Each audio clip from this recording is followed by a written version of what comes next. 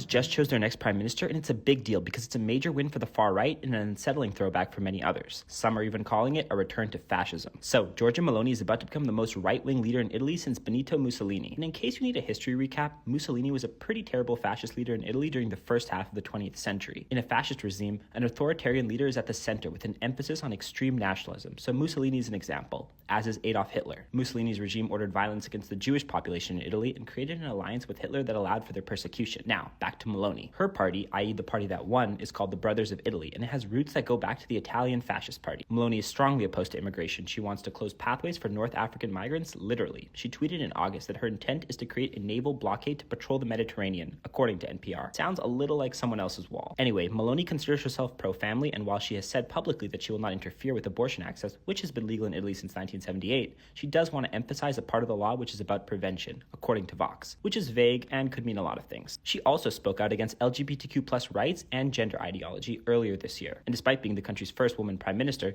she's against what some refer to as pink quotas, which basically require that women hold a certain amount of roles in government and other institutions. This election is fresh, and while many fear a return to a darker era, it will take time to see the full picture of what a Meloni-governed Italy looks like.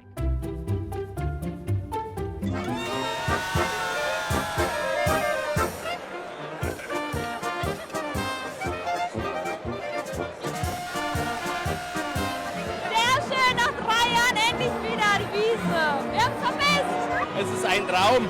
Nach so langer Abstinenz endlich wieder hier im Zelt. Ein Traum. 4, 3, 2, 1. Botschaft auf eine friedliche Wiesn.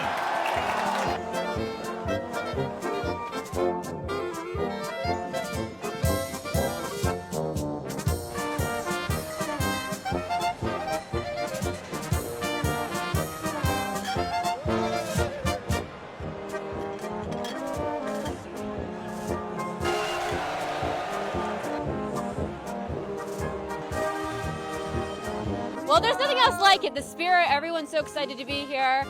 There's just nothing else in the world that's like this. The energy.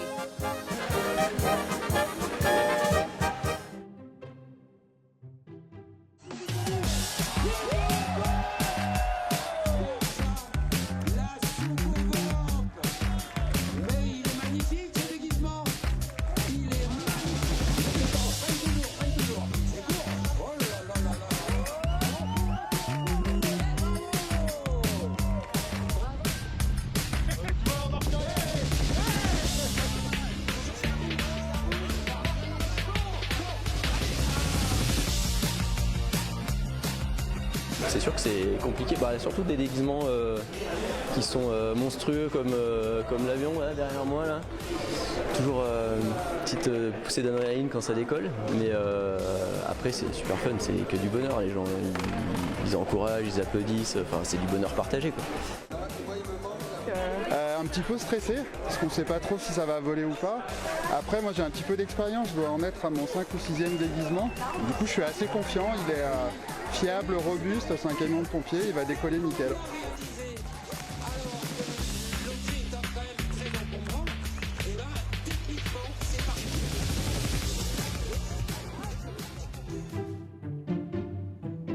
At Harry's house, it's BYOB. Bring your own boa. That's Harry Styles, of course, who just wrapped up a historic 15-night residency at Madison Square Garden. And if you've walked by the garden on a show night, you've seen the feathers everywhere, from Penn Station to as far downtown as 14th Street. But when did wearing boas become such a big part of Harry's shows that it actually caused a feather boa shortage in New York City? Harry's been known to don the occasional feather boa ever since his One Direction days, but after he wore various ones at the 2021 Grammys, well, boa sales reportedly skyrocketed. As a fan myself, I know what I'm talking about when I say we take his song lyric, "There's a Piece of You in How I Dress," literally. If Harry wears something, so will his fans. Now, can the average fan afford a $1,900 Gucci boa? No. But one from Party City, that's a little more doable. Last year, when fans started prepping their outfits for his 2021 Love on Tour months in advance, it seemed like no outfit was complete without a boa as the finishing touch. Many fans even brought boas to toss on stage in hopes that Harry himself would don one for a song or two, and he did exactly that. This is the aftermath of a show in October 2021, and this was the setup at Madison Square Garden for Harry's last New York City residency show just a few days ago. A boa on every seat of the lower bowl and employees handing them out to fans on the floor and upper levels so no one was left out. So, if you're on your way to a Harry Styles show and don't know which direction to go, besides in one direction, of course, just follow the feathers, because